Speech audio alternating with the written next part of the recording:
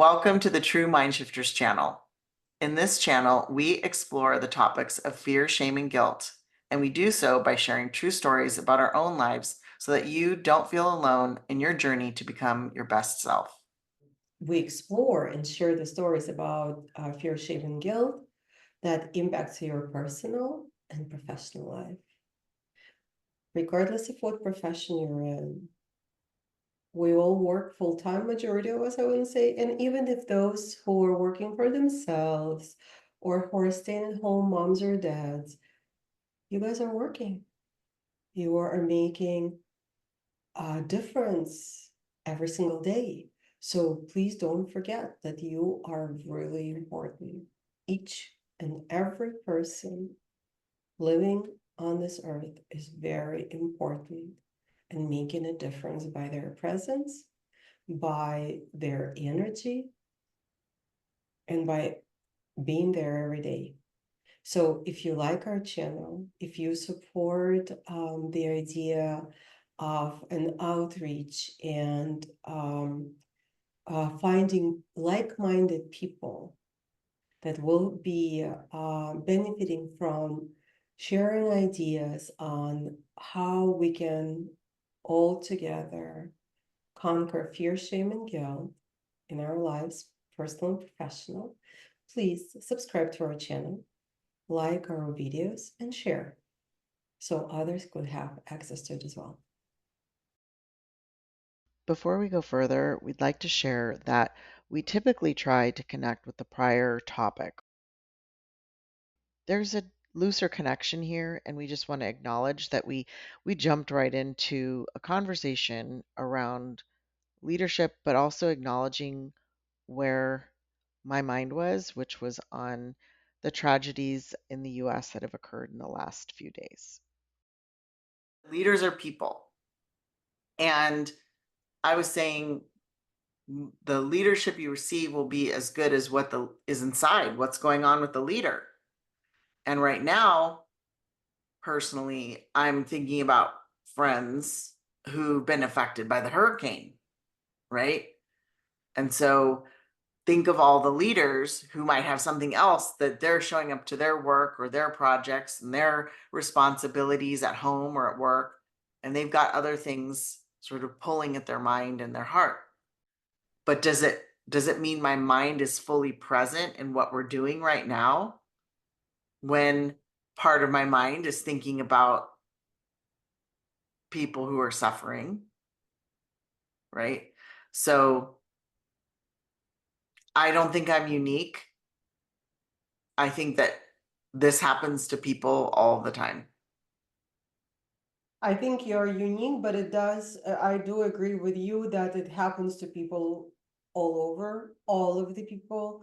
And as you were talking about the hurricane, right, and an impact that it has on people that you know, I was thinking about, and the leaders, right, that need to show up and make critical decisions during these, difficult times. And I was actually thinking about regular people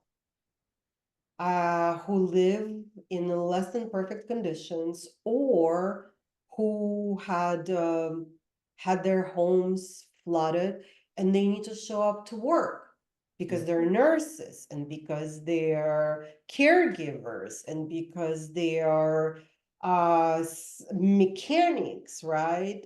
Or maintenance people at the hotels and hospitals and you name it, right? It was interesting because early morning, I saw a post in one of the groups on Facebook where a woman was saying, please check with your hotel. I called Tampa today and actually they said that they were okay. But when I checked deeper, I started asking questions about their facilities and their beautiful pools and access to whatever else activities they have. They said that all of those are not available because of the hurricane. So check before you fly over. And I said, you're right. It is a good idea, and I can tell you more. everyone is impacted here. Everyone, whether our houses are okay or not okay. Because if my house was not flooded, but my relatives, my friend's house was flooded, and I know about it, and I'm doing something about it, I feel engaged. Mhm. And when I think about all of those people that have been impacted and they need to show up to work, when I think about all those leaders that have the waterfront homes and they can't work, and when on Saturday I saw a bunch of kids and their parents at coffee shops because they don't have power and they don't have internet, and they were sitting there for hours doing homework, and they were alive. And some are not. And let's take it a step further and talk about the wars that are currently going on in the world. We are impacted by hurricane, by flood, but think about people that are in the constant, regular people, civilians, in the constant state of fear for their life.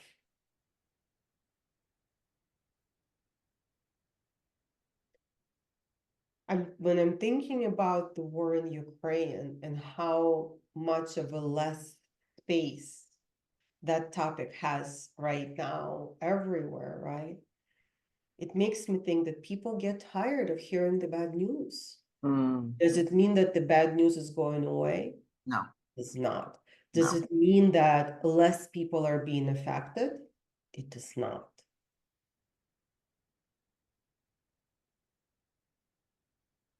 Our regular lives include trauma, tragedy, Mhm. stress. Mhm. Yeah. How So we deal with it. without even telling you what I had been thinking about, I've had some recent epiphanies. Um,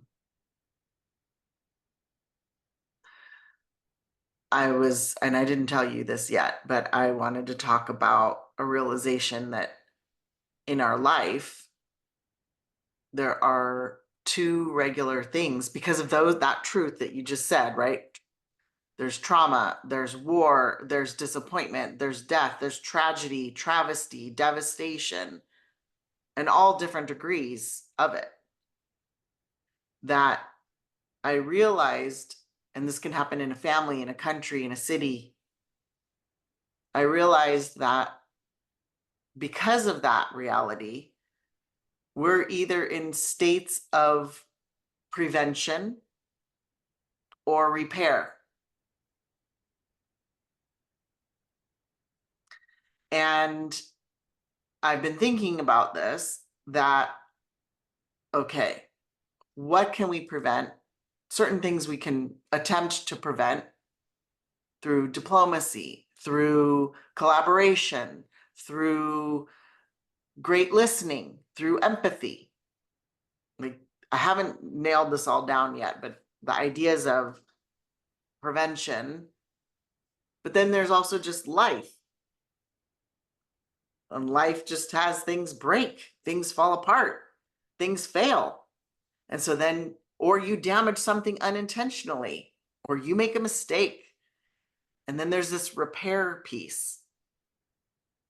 And so I've just been thinking a lot about how this is a great part of who we are as human beings to survive is us preventing issues.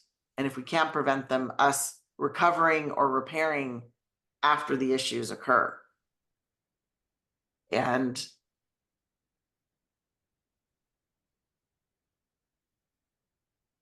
you can't prevent everything. Like I said, you can't prevent a hurricane. You can attempt to outsmart Mother Nature on some level by having extra supplies or whatever, and then your house can go on a landslide. Like there can be things that just happen that you have no control over. And all you're left to do is to repair or rebuild. And this, I mean, as I say these words, like I haven't really talked about this much with anyone other than I told my husband that this was an idea I had. It was like an epiphany this morning, and that was it. But you could say this about like physical things, emotional things, it relates to everything. Is you're either attempting to prepare for the disasters or you're recovering from them. But you never escape them. This is part of life. This is part of what it seems that is our reality. Because we still have war, we're still going to have disasters, we're still going to have failure. So at some point, there's an acceptance. I don't know, maybe this is landing on acceptance and Surrender. But what are we accepting and surrendering? That's the question. I was listening to you, and your epiphany is, as always, spot on and beautiful in the way that these thoughts come to you are just truly, truly incredible. thank The you. question, my pleasure, it's true. The question comes to mind. So, what are we doing with it, right? And the only thing that was playing in my hand as you were talking about this was exactly what I told you right before we started recording. I watched yesterday with my husband, Wayne Dryer's The Shift movie. It's a documentary drama. I always, not always, I say that for the very long time in my life, things come to me at exactly the right moment. And I think it's the right moment to see that documentary. It gives the answer to what you are describing right now. Mm. So I would like to suggest, and as I suggested to you and to our viewers, to watch that documentary. It's free on YouTube. It's called The Shift. It's a little over 2 hours, and it does require a certain level of attention. But his explanation is exactly what we all need to hear right now in this difficult time. We all need that awareness right now. We all need to understand exactly what you just said. We come here on this earth. Some type of trauma is happening every single moment. Somebody's dying. There is a war somewhere. There is a drought. There is hurricane, tornado. What are we doing about it? How are we dealing with it? What can help? And just to give you that high level bird's view from Wayne Dryer's documentary, The Shift, we need to go through it. We need to understand our purpose. We need to understand what really makes us happy, because it's not what many people think. Somewhat closer to the end of the movie, he's providing an analytics of the studies that he performed for men and women. Astounding. Mm. All of those material things, everything that we had been taught from the beginning to pay attention to, they don't have real value, Eva. What you and I are talking about has real value, right? Being true to yourself, spirituality, having balance and calmness inside, the sense of belonging, community, love, love. that's what brings true happiness. Not the biggest house in the world or all No, of the brands that people are acquiring like crazy. right. And it's so interesting. I had a boss when I was 19. He was among the earlier group of people, minority status, who went, I think it was to Yale. Then part of the experience at Yale was to live for a period of time with a Yale graduate in their family, in their home.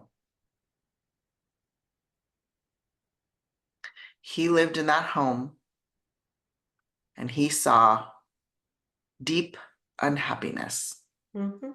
And he thought to himself, if this is what a Yale graduate is, I don't want to attend Yale. Now, it isn't about Yale, Of course not. but it's about what Yale represents and what you just said, which is what's real. Is it about the house and the money? Now, we seek creature comforts and survival, right? So in some ways, it's natural for us to want to seek extra security, but there's a point where it gets disproportionate. And that I'm hearing you loud and clear about what do we say we value, what's actually valuable, and where is your happiness? It's not in a bigger house or more things. Your happiness has nothing to do with the things. So, Yeah, and disclaimer, it's not about Yale. no, Yale it is isn't. excellent college, it's the same as Yes, other it's not colleges. about Yale. Each college has its own positives and negatives. It's Exactly. about status of some people thinking. It's Yes. status, what people Yes. value. You think that with this status, because Yale has a tremendous reputation, right? So, but with the status doesn't mean your life is now happier. Exactly, exactly. And um, I have noticed many young people that have not lived their life yet and have not lived in a wealthy environment. Some of them think that money buy happiness and they try to get there any way possible. And when they get there, they realize how wrong they were. And it's such a huge trauma because once you enjoy it, then you understand that that's it. There's nothing else, right? Mhm. This is our first conversation of the month about leaders and people dealing with trauma at home or at work while there are so many challenges occurring in the world. And just a good reminder for all of us to realize one thing: we're all humans, we're all people. Whether you're in a top leadership role, or you're just leading a small team, or you're just a team member, each of us, each of us make decisions and choices every single day. And those are impacted by what is happening around us internally and externally. So bringing that mindfulness, that empathy, and also surrendering to the moment and being sympathetic to each other and empathetic to each other, for me was a very unknown topic for a long time, but it's very clear now. And I urge everyone to watch Wayne Dyer's documentary, The Shift. And I urge all of us to step back and think about ourselves, love ourselves, Because as Anita Murjani says, when we love ourselves, the love, it becomes so big, it spreads out to everyone around us. That's the deal. Love yourself, learn to love yourself. That's the way, right? It helps you repair. It helps you prevent problems on some level, the ones you can, right? And even then, you're not going to prevent all problems. So repair and rebuild with love. So becoming like a little life warrior of loving yourself. Light That's warrior. the assignment. There you go. A light warrior, a And light also, life warrior.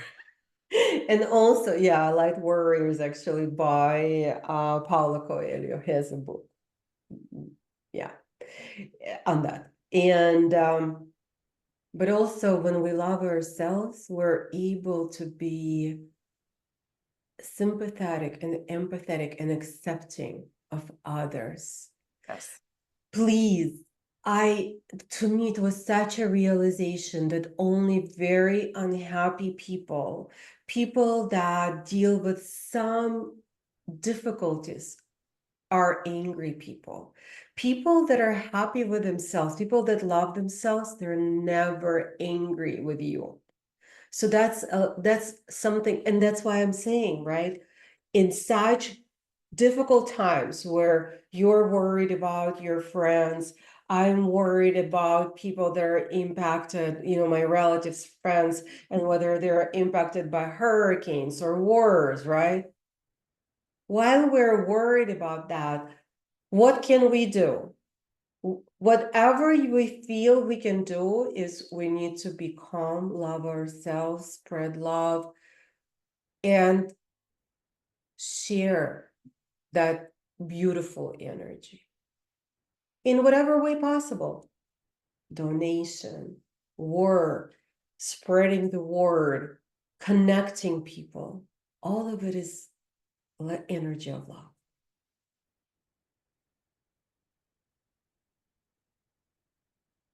That's all for today. This has been an incredible conversation. Again, thank you, Marina. Thank you to everyone Thank you. listening. And we hope that you've taken away something powerful to help you in your life. And in the meantime, we send you support, empowerment, and love.